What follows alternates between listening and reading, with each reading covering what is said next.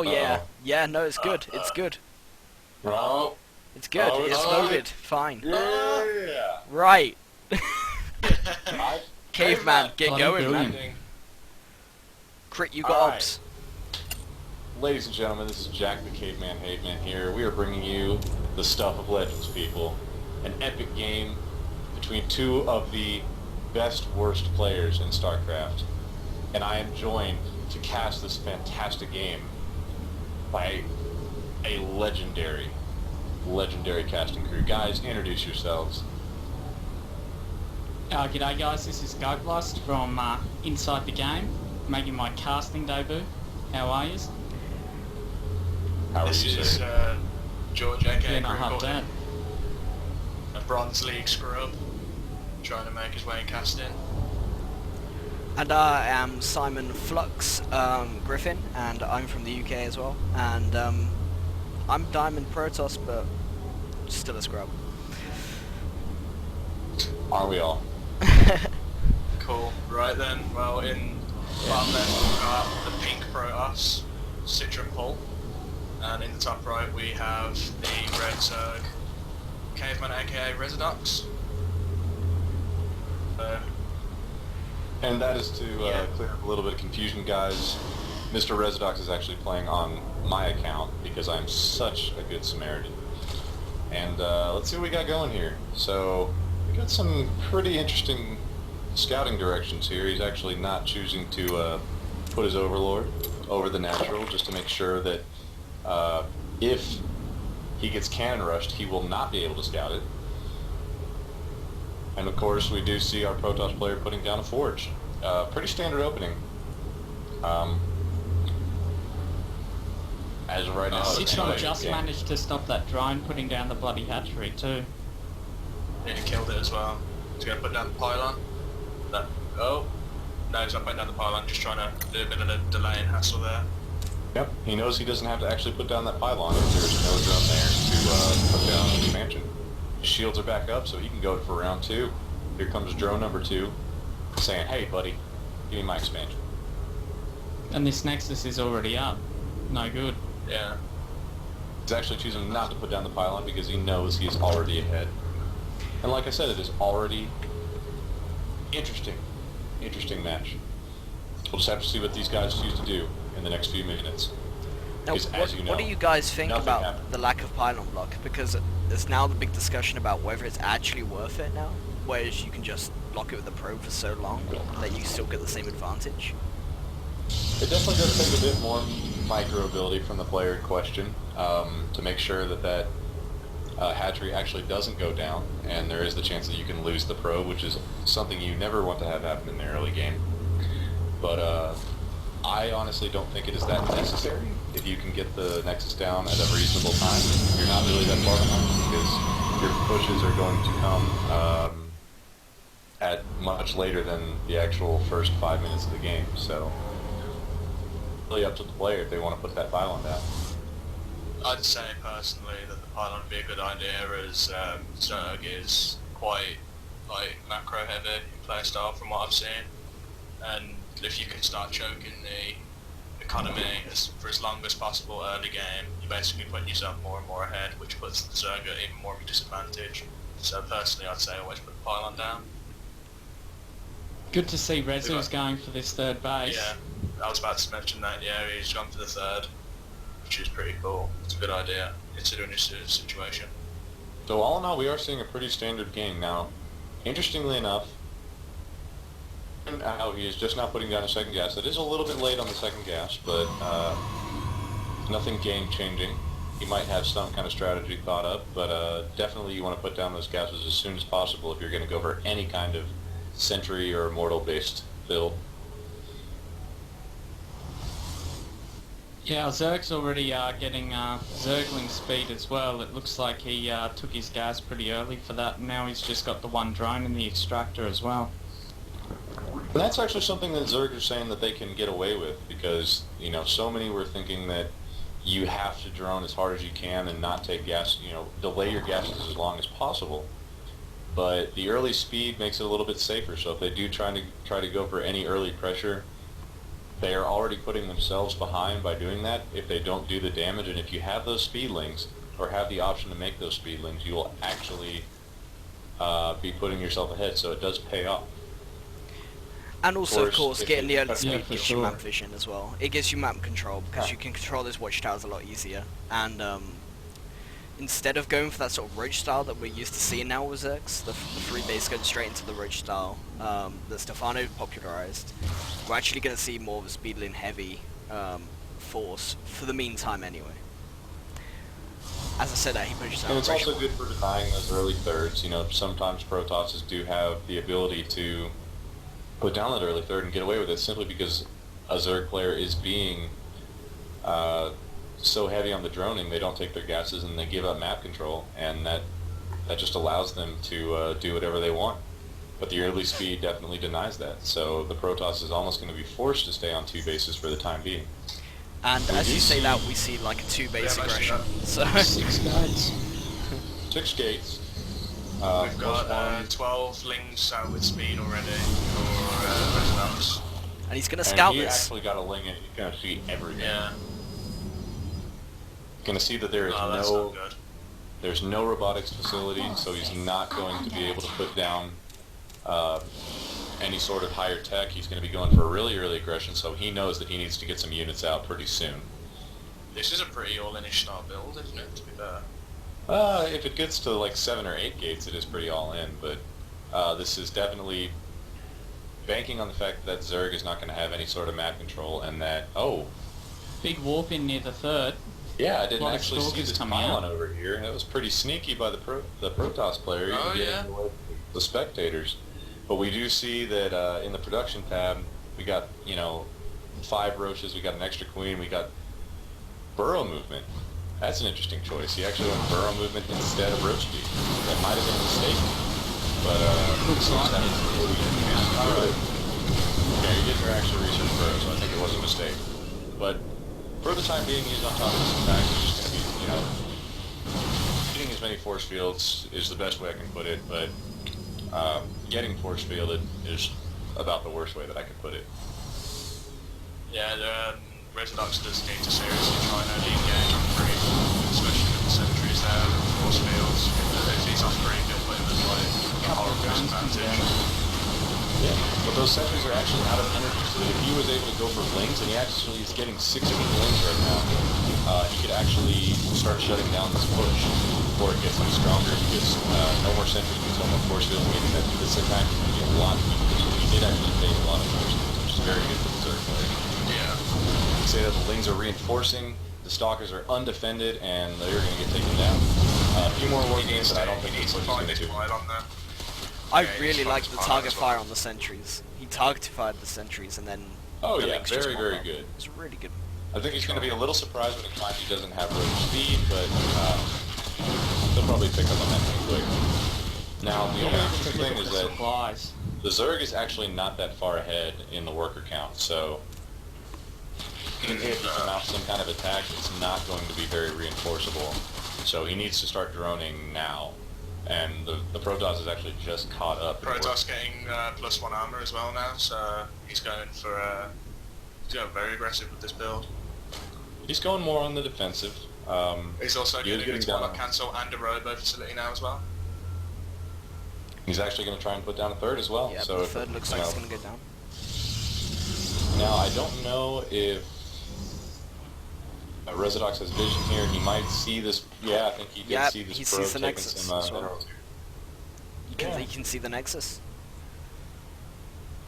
Oh, yes, he can see it. So Oh, he's got vision usually with gonna the... start down. that was a nice position Well, I'm for kind of the road there. And as you say that, we have a lot of roaches and lings moving towards the front.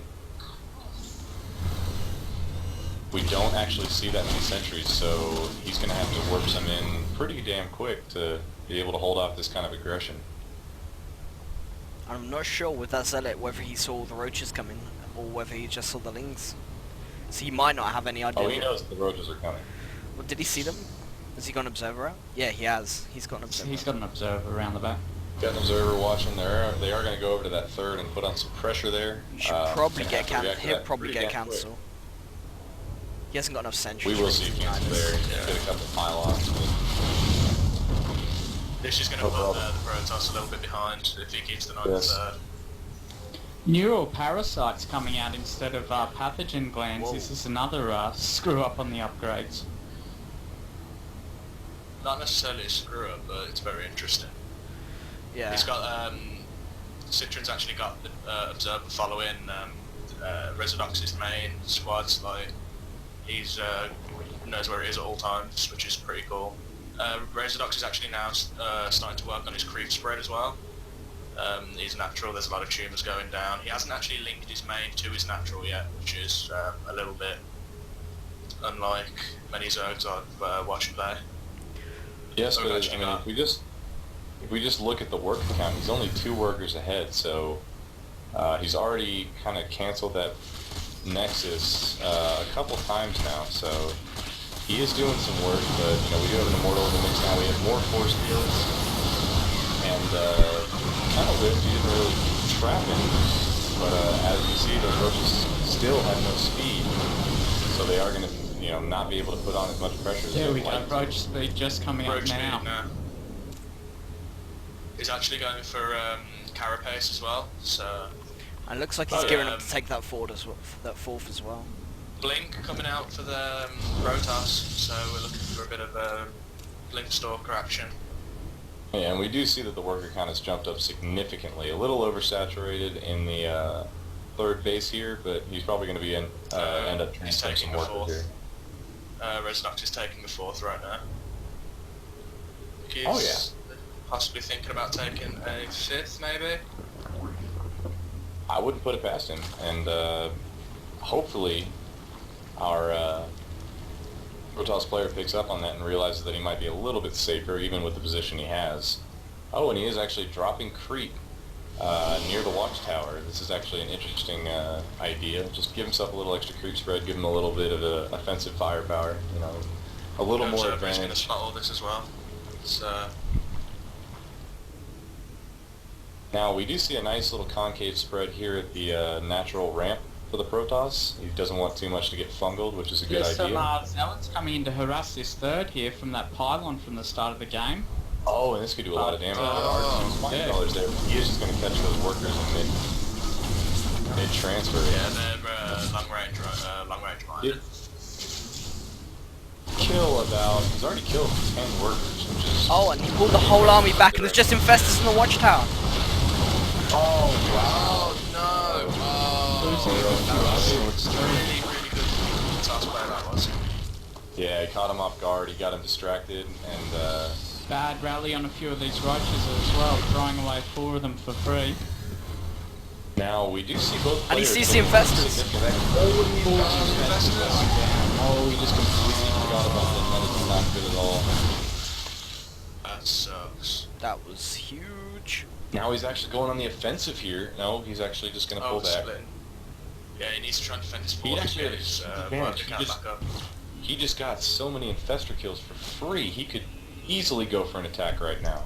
Yeah, And easily. Why is you he need playing to either very double safe? expand or do some heavy pressure, because as we can see, Hive is just finished, the Spire's just finished, and I think pretty soon we're going to see a Greater Spire start morphing. Yep, there it goes. So And he's put down 10 spine crawlers as well. Proxy. We've got more Zealots being moved, warped in from the proxy, moving into the 4th this time, where the main force is actually. So this is a bad. Wait, the Roaches aren't moving. Why are the Roaches moving? I like the fact he's splitting them up. Oh, they're going to catch the Infestor. Zealots catching Infestors, yeah. Spine crawler. That Infestor's going to get away. Oh, Just. At this point... Oh no, they're going to get it. oh, Kamikaze Zealots. So, it's interesting that pathogen gland still hasn't been researched. I wonder if he knows Here that comes the none of army. his infestors that are coming out are going to be able to do any kind of fungals upon popping. So, +2 armor, +3 weapons on the Protoss. Being researched right now. We've got the Roaches and the Great Spire. The Greater Spire is still 40 seconds away. That means the Blue Lords are another minute away. These 5 mortals are This army is just outclassed. We're going to have to get a serious counter. It's just not going to happen. He's going to get in there and try to snipe as many immortals as he can. He really needs to target the stalkers though. You know, if he can get those Broodlords out, this army will be easily put back and they'll have the fourth base advantage. Prison Rise Most of the attack. Protoss just got up. Stalker reinforcements from the proxy pylon there, so that Oh, and the workers as well. really good for Oh, and Citron on a little bit of BM there, off Rezudox OP. You have some Broodlords morphing. I don't think it's going to be enough, but yep, this fourth is going to go down. The worker count has dropped significantly from Zerg. He just couldn't get set up. Couldn't really be that aggressive. And now the third's going to come under pressure. And he's going to get the third easy. The third's going to go down. Yeah, he's just doesn't have anything to deal with this. He has Broodlords, but he has... Throwing the corruptors away. A bunch of Immortals. Corruptors just getting sniped there. That was just, they were definitely just not move. You're pretty quick for Rezudox. Sad to say, 21 workers have already been killed. Units killed in the Protoss, 208. It's just a massacre right now. It's sad to see the Roaches hopping for the Immortals. If you look at the kills in the Immortals, that's incredible. You see at least 10 kills, if not 20 kills on each individual Immortal, so they are really just going for it, showing the effectiveness of this unit with this kind of Zerg style. Yeah, for sure. I mean, at this point in time, everybody knows that Immortals are really strong, but, oh, and you have a block as well, so I just don't see how this is going to be. Yep. That's game one. Game. Game one goes to Citron Polt. Interesting game. I think with those key upgrades a little bit sooner, Rezudox would have been in a much better position, but we'll just have to see how he fixes that in game two. Now, it is going to be loser's pick for game two. We'll see what he decides to play. Can't help but feel like Rezudox threw that away, losing all those infestors, not getting his pathogen glands upgrade, and I think he was very a little good bit flustered, choices. you know. He forgot those two upgrades, the two key upgrades for this style that you need to get as soon as possible to be the least bit effective in an aggressive stance like he was in. And then, you know, just trying to fall back and play the super defensive style. Just didn't work out for him. He didn't have enough time to get those Broodlords up. He should have double expanded for one, but because he was so safe. But we'll just have to see how he fixes that in game two. And we're going to have a quick gonna break. go AFK for a second. But, yeah. I really like the idea of warping those zealots from the proxy pylon, and then it pulled his whole army out, and he just left his infestors there. That was game changing. Oh yeah, it was game changing. I mean, Rezudox had the win. I think the main thing that won Citron that game was the proxy pylon. He was warping in units from it just at the right time, as well. Like he caught Rezudox off guard quite a lot, and managed to get a few good engages. So he took the main brunt of the army down before Rezudox had a chance to counter and do any damage himself. So not only after he was doing that, but then you had him warping in zealots from the proxy pylon, doing even more damage. And I mean, Rezudox had, like, I don't even think he had vision on that for the entire match. So that was brilliant play from Citron. But that's something that Rezudox needs to look out for now, because he should have known that there was a proxy pylon in the situation because of the zealot aggression that he was getting from out of nowhere. Oh yeah. And of course, he did have such a huge army advantage after shutting down that attack and just pumping out those roaches. If you choose to make those units instead of drones after that kind of attack, you do need to put on some kind of aggression. So he should have seen that there was only one sentry in that army until he decided to warp in more, and then taken advantage of that. Hit both sides. He has enough roaches where he can actually hit the front and hit the third at the same time, and then get a nice concave in that natural open area. Yeah, with that many units, it shouldn't have mattered, especially with bloody 9 infestors. But yeah, just that lack of pathogen glands at that real pivotal time, it just really cost him there.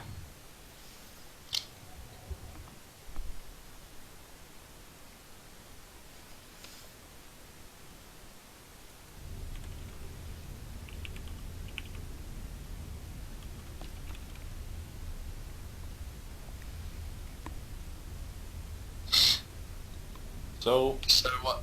an interesting choice for game 2. You want me to make? He chooses Ohana or some shit.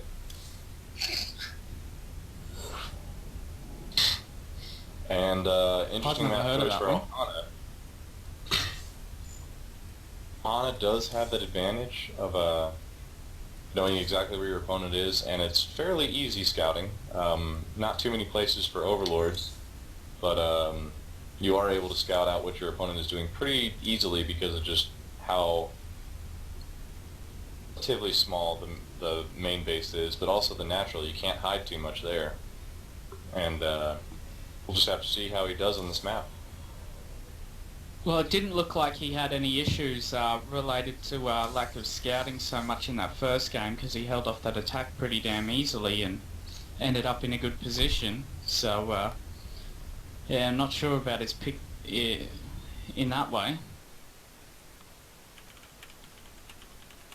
Oh yeah.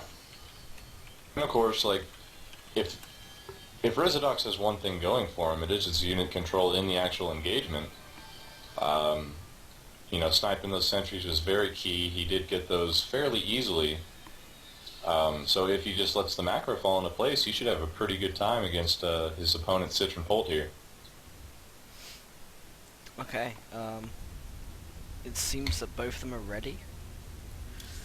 Yep. Let's get it on. So we're gonna go with game So 2. countdown started.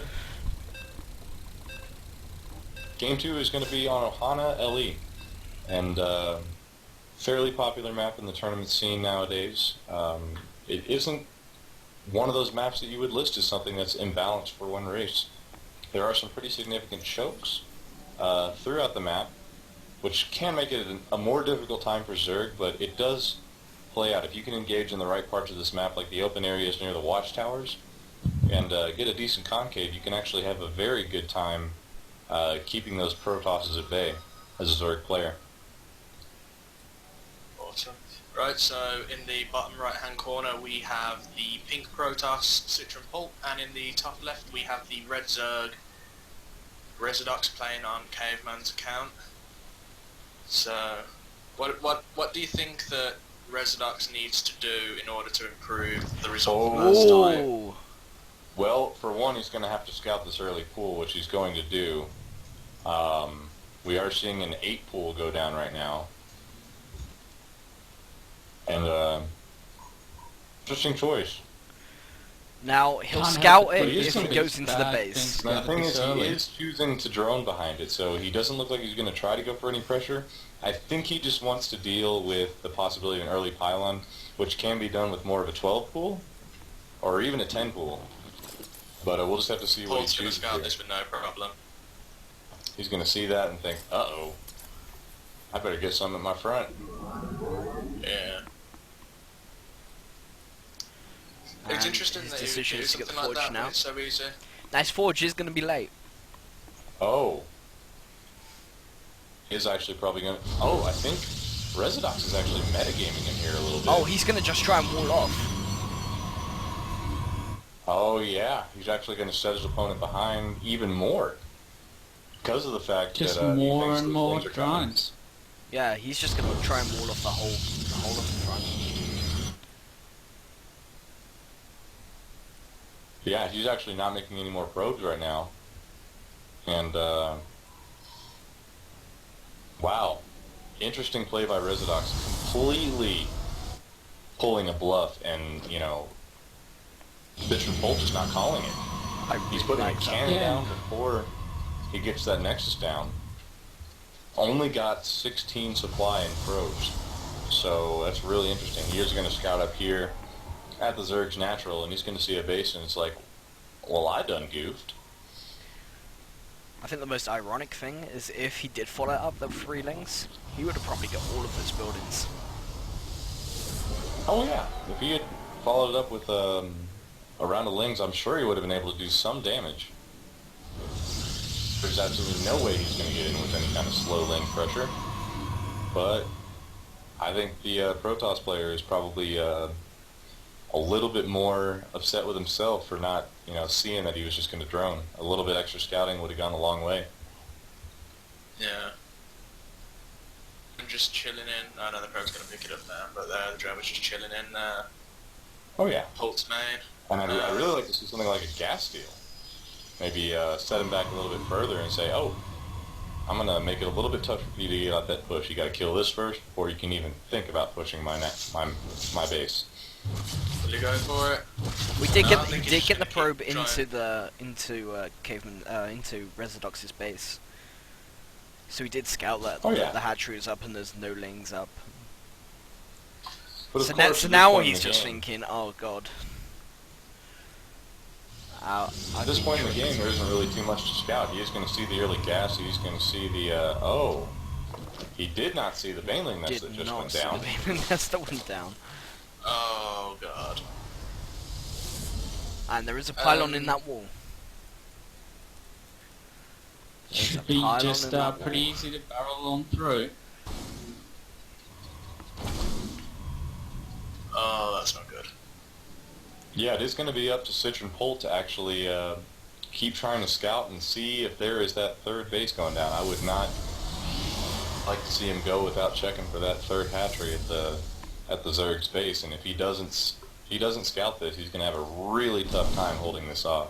And Baneling either way, nest this is is going now to be a short. completed.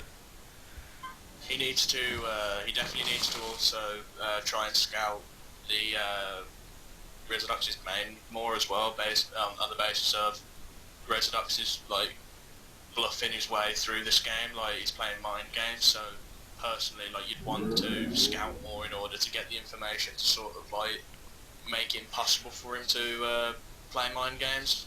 So Oh, yeah. the fact that he's got this Baneling nest, you want to scout this more. Speed has finished for the Zerg. And we have 7 Nine Banelings more on the way. Banelings. Toss as well. 8 Banelings. 9 Nine Banelings.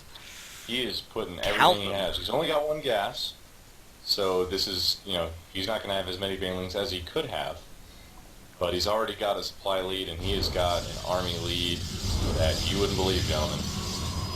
And But that's not there's good. there's one force field ready to be put down here, but we'll have to see. Not nearly This will enough. have to be one What of he the can even best do with force that. fields you've ever Not seen. nearly enough. Here we go. Oh, he's good! It's a good force Oh, field. he's going to pull back. Rejected. This will Oh, give him and- enough time to get those Oh. warp gates going. If he can get those warp gates up and he can get that, he does have an extra sentry. There's one force field Cannons ready. coming he's out, cannoning. 4 of them. I'd like to see him just try and run the links in. And then Oh, go. he's yeah. just done 3 extra From the cannons. He's going to have to do something now. The Baneling's got to go. He has 2 force fields Rest- ready, and that is key. If he can land those force fields just right, he can delay Here we go. and get out of large. Here we go. The Banelings are going to go for the forge. Oh, wow. Wait, a lot of those Those things. force fields. You can still get the forge when the Cannons might Force up. fields. I don't know. when these force fields go down. They're up and it's not looking good. All the Banelings It's not worked. 4 Banelings left. There's one. there's one- One with one 7 Bane. And all the cannons are finished. All the cannons are finished. He has got 5 gates. And wow, I did not think it was going And to happen. here we go, Zerg building drones back into And- recovery mode. No, 22 links on the 22 way. speed links, brother. He's out for blood right now. He Now, wants to force these force fields the, and get in there. the and do only some way damage, this but can work is if he takes out all the pylons with Banelings. That's the only way this is going to work. And That's gonna he's take gonna some have a tough time with it. impressive He's micro. got 2 gateways to go through, and the hope that all of those cannons target only Zerglings. Oh, he might even play with him a little bit here. Get that Zealot to make that Baneling pop. Oh, that's 1 Baneling. Oh, that's we 2. got 2 Banelings. Oh, yeah. I'm surprised he hasn't mucked around on these rocks And until he is now good. as well.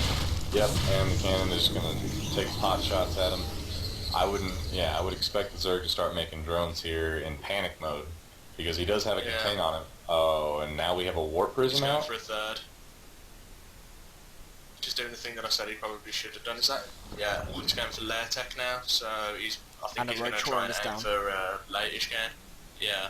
What I'd say that Rezudox needs to do now, which is what I think he's going to do, because I'm seeing, yeah, great, he's about to put down for a third, so he needs to, like, just build up an econ like crazy, and try his best to sort of try and stay aggressive on the Protoss, but not throw himself in a position where the Warp Protoss Prism Warp Prism's out. It's got Prism 3 with three sentries sentries in went it. going on right now. past that Overlord. Yeah, it's got 3 sentries in it. Now, if Rezudox sees this, He has seen it. It was on Probably. the Overlord. He just had to have noticed it. yeah, it definitely passed by. It was some And he's not reacting. poor rallying by Citron Bolt, but he is actually not reacting in any way to this attack. He has all of his links still at the front. That's the only units he has.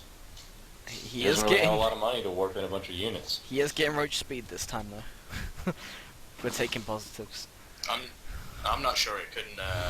It's gonna Oh, help he's out just much gonna of the warp in situation. loads and force field that ramp.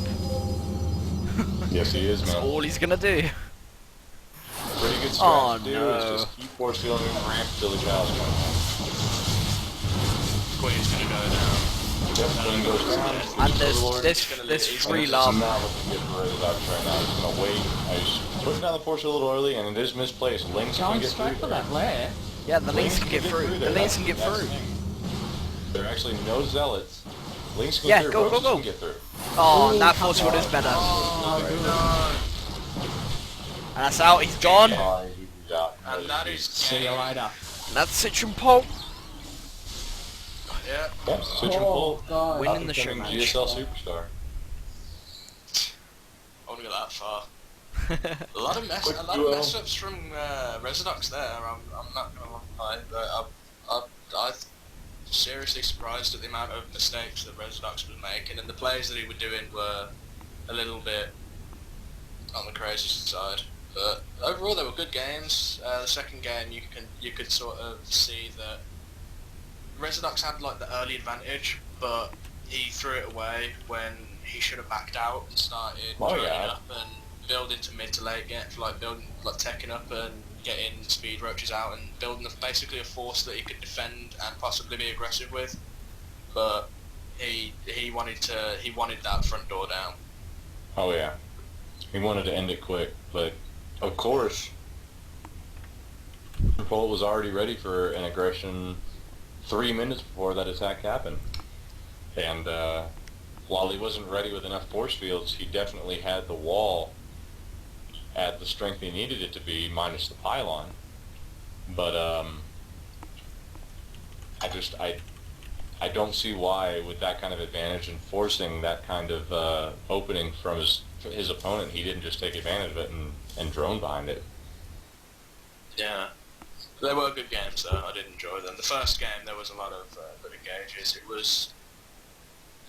That game was more built for the mid game, I find, than the second game. The second game was very early aggressive. Oh yeah. And that's always It was- fun to watch, but you know. Yeah. It was a good initial play. The 8-ball fake out, which was pretty cool. Yeah, that was really smart, wasn't it? I think with both Getting games that there was pull definitely back, going from nothing but drones. there was definitely timings for both the games where he did have an opportunity to win. He didn't get the right upgrades in the first game, which perhaps did cost him, and also losing those infestors for free. And in the second game, he had a timing where he could have broken that wall, and he had a timing where he could have won the game. It was just that the force fields were really good, and he waited a little bit too long, so the cannons got up, and as soon as the cannons were up, that was kind of game. Yeah, And then he chose to pursue it for another couple of minutes after that, when it was clear that it wasn't going to work with those 3 sentries sitting up there with 4 or 5 cannons. Oh yeah, and really all it came down to was Rezudox just not having enough confidence in his units. I mean, he definitely had enough failings to break it down, but he pulled back, tried to make more, and that gave his opponent, the Citron Pult, the time to get up more sentries and actually prevent it from happening altogether. He let the cannons get up, and I think if he had just had a little more confidence and been like, you know what, I'm going to go for it because I've already got the advantage, he would have won. We would have been in Game 3 right now because, I mean, that was just very good mind games into a very strong timing that just he didn't think was strong enough. And And that actually ended up hurting him in the long run. and Citron wins $5 because that is what the show match was for. Yeah. Awesome. Well, what the hell can I buy with that? You could buy some skill, Well, maybe some you lessons. can definitely buy a night of I'll teach you absolute for pleasure $5. with Rezudox. I'll teach you sick Protoss strats for $5. NP. 4-gate? I'll teach you how to I'll tell full you game. right now, that kind of coaching price doesn't come around very Exactly. Normally I charge like over $300 for 15 minutes. So in control, Yeah. Control Just can't like- afford me. He can't afford me. That has been an impromptu cast of StarCraft 2 on RaidCall. often.